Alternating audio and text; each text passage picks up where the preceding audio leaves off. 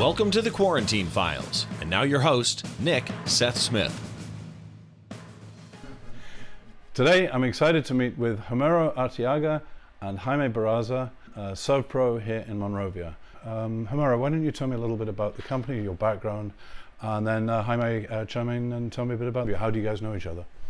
So thank you first off for this opportunity to share with the world out there what ServPro does. So I operate two franchises, ServPro of Monrovia and ServPro del Monte. ServPro is a company that specializes in restoration, such as when a water damage occurs, a fire occurs, we go in there and clean up and make it, as our tagline says, like it never even happened. Jaime has been with us now for close to a year. Jaime helps us with developing new customers, new contacts, basically spreading the word of ServPro. Used to be a contractor, came across this industry and really like helping people out there that need the type of service that we offer. As we do the cleanups and so forth, is typically relating to a disastrous situation. Jaime? I got my bachelor's degree in communications, and it's with an emphasis on public relations. And I felt I was going to be a really good fit with ServPro just because I have a huge passion for helping people out, and especially in times of crisis. And that's exactly what we do here, is help people in times of crisis. Good for you. Well, I know that you always get called in at the hardest times, but one of the challenges, obviously, at the moment is that people are nervous about bringing people into their homes. You're a business that was, permitted to carry on working. How have you been able to deal with that balance between someone desperately needing your services and yet being uncomfortable about having you come into their home? Well, it's number one, we got to be aware of safe practices. So in our case, some of the things I've practiced and have communicated with our team to be conscientious about is what we touch. So normally when we come up to the doors, we used to ring doorbells and so forth. Don't do that anymore. Got to knock at the door, and usually it's in an inconspicuous place where people don't normally touch, and of course with the back of your hand, so on and so forth. Definitely got to wear a mask. People are definitely a little bit more concerned about us being into their home. They probably delay in reporting situations when like a flood happens, whatever, because they're just a little unsure about having people into their home. What I have noticed, big difference in our industry, is that insurance companies, adjusters and so forth, really have stepped back in visiting the properties. Right. So they really rely on us to give them as much information as we possibly can. Does that then create a challenge for the insurance company, because you're kind of poacher-turned gamekeeper, if you will? Normally they would send in an independent assessor. Have you had any challenges with insurance companies through that? Well, the documentation process has to be a lot cleaner. Right. Better quality pictures. Yeah. And as a matter of fact, with a lot of the things that we do repairs as well too, which requires inspections. In that arena is where we have seen a significant change. Mm-hmm. The process before, what you would take normally 1 day to complete, that interaction is now drawn out to maybe as close to a week. Wow. So the process is definitely a lot longer. That's tricky. Now, does that change the cost for the client or for the insurance company? Or are you just having to absorb that extra time yourselves? It gets a little tricky because the reality is that we should be compensated for the work that we do. Right. However, it may not fall under the insurance company's guidelines to pay for such situations. Yeah.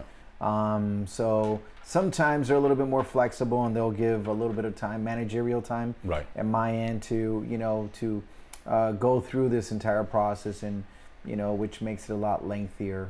Now, that's one of the recurring themes that we've heard. I've interviewed a realtor the other day, and they were saying that the amount of paperwork that they go through now is just astronomical. Well, that's the thing is like, fires and water damages are still occurring. No matter what we're going through a pandemic, they're still going to happen. So being able to make sure that we can communicate that with, everyone is really critical. And he was saying too that, hey, we are taking the extra steps to ensure your safety and our safety as well too. But we still want to, help you out in this time of crisis. So being able to communicate that is really tricky sometimes as well. So that raises a good point. Have you seen a change in the volume of business going up or down? Well, initially, because it was such a new thing, this was back in March, everything kind of went to a standstill, at least at our end. Right. The revenue that we collected on that month was a tenth of what normally we collect. A tenth. Ouch. I mean, at that point, it was very scary. I didn't know if it was going to be something that was going to continue. Right. That month, I believe I communicated with all my team and said they might as well start filing for unemployment. Really? Including Jaime. I mean, we told him the same thing as well too, just because of whatever was happening that month. It just did not feel like as if things were going to change anytime soon. And it was really scary, as he was mentioning, because it was just like, is this how it's going to be for like the rest of this year? Or, I mean, how long are we going to look at this? So, and even from my point of view, marketing wise, it was a challenge too, because it was like, how am I going to be able to get out there and spread the word? And I think now that we're a couple months into it now, we have landed on our feet now, and we're starting to get back to where we're at, basically. Thankfully, because of the business that we're in, like you mentioned, we're a vital business, we're an essential business. And like Jaime mentioned, fires don't cease to exist. Floods still are going to happen. Disasters do occur, accidents still happen no matter what. Did you lose any staff through this? No. I mean, there was a little bit of a recovery period, right. But we're okay now. Good. Busy, thriving. Cool. We're good. Yeah. So looking forwards, then, do you see long-term some fundamental changes, or will it go back to normal? It seems like people are getting acclimated. So there was a couple jobs that, as a matter of fact, we had to stop. Per the request of our clients, hey, they were not comfortable with having us over at their property. Now we're back there. Good. And continuing to work as if nothing ever, happened in terms of the COVID and so forth. I mean, we are taking our precautions, but one of the things that we have had is definitely a new, a more developed service that we already were offering at ServPro, which is decontamination, but we used to do it for other types of purposes.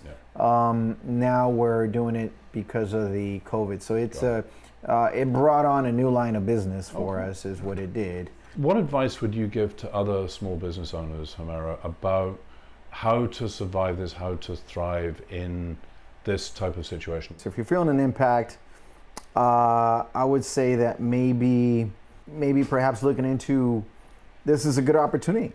Even though ServPro has done the decontamination for a while, but as Jaime mentioned, others are starting to do that. Maybe they realize that they need to start exploring providing other services.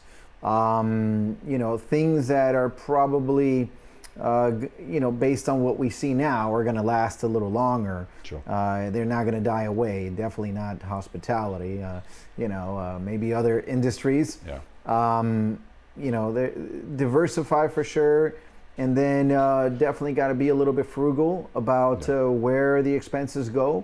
They might be better off being spent in investments, in new ventures, as I mentioned. But that would definitely be my advice to someone out there that is looking to see how to figure themselves out of this situation. Good advice, and well, I mean, I congratulate you for managing to navigate through it, because I know it's been tough for a lot of businesses. Once again, this was Homero Arteaga and Jaime Barraza from ServPro in Monrovia. And guys, thank you for your time. Congratulations on surviving, and best of luck for the future. Thank you. Thank you. Thank you very much. This is Nick Seth-Smith saying thank you, goodbye. Thanks for watching The Quarantine Files. Please be sure to subscribe to the YouTube channel and hit the bell.